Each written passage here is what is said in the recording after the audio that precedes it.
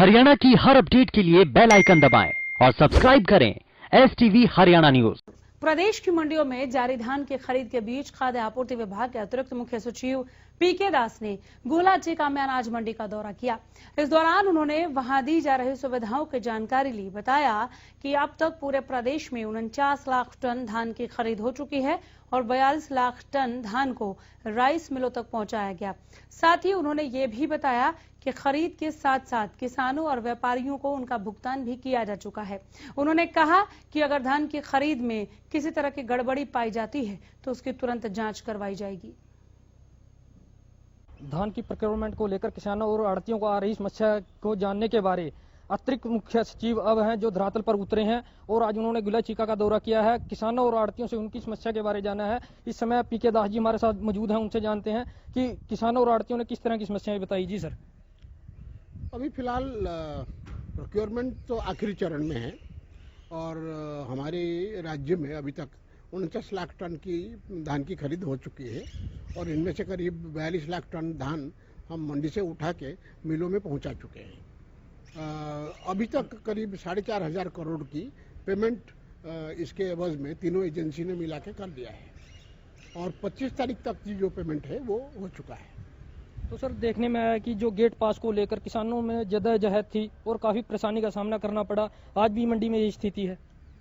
अभी तो मंडी में खास करके आपके गुला मंडी में आवक कम हो गया है। गेट पास उन्हीं लोगों का बनता है जिन लोगों को हमने शेड्यूल करके उनको उस तारीख के लिए बुलाया है। अगर बिन बुलाए कोई किसान आ जाता है, चाहे हरियाणा का हो या हरियाणा के बाहर का हो, फिर उसका गेट पास बनने में तो दिक्कत होगा ही। तो सर, गोलाचीका में जो पिछले एक सप्ताह में लगातार जो पंजाब से गेहूं धान आया है उसकी बम्पर खरीद की गई है और बम्पर गेट पास काटे गए हैं, जबकि हरियाणा के किसानों को काफी परेशानी का सामना करना पड़ा है। ऐसा है, पंजाब के किसान के नाम से तो गेट पास कोई नहीं कटा है। हो सकता है कि पंजाब के किसान का कोई फसल वो हरियाणा का कोई किसान ले आए, ये संभव है। लेकिन इसके बावजूद भी पिछले साल के तुलना में इस बार गुलाब मंडी में करीब 1 लाख टन की कम आवक हुई है। तो सर, जो एक सहकारिता विभाग है हरियाणा का, कोई पॉलिसी बना रहा है कि जिससे किसानों को कम ब्याज पर ऋण मिल सके, क्या योजना है और कौन सा विभाग बना रहा है? जो कोऑपरेशन डिपार्टमेंट में सहकारिता विभाग है वो कोशिश कर रहे हैं कि जो किसानों का जो क्रॉप लोन की जो लिमिट है उसको बढ़ा के 3 लाख करने के लिए, जिससे जो भी किसान आज उनको सफिशिएंट लोन ना मिलने की वजह से ज़्यादा इंटरेस्ट से कहीं और से ले रहे हैं, वो फिर मिनी बैंक वगैरह से लोन ले सकते हैं।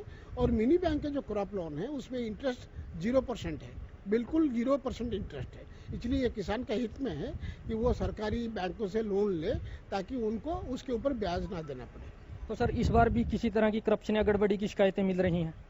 हाँ, शिकायत तो गाय बगाए मिलते रहता है कि कोशिश कर रहे हैं। देखिए, हमारी जो किला पिछा पैदावार है वो हमने माना है कि वो 30 क्विंटल हो सकता है।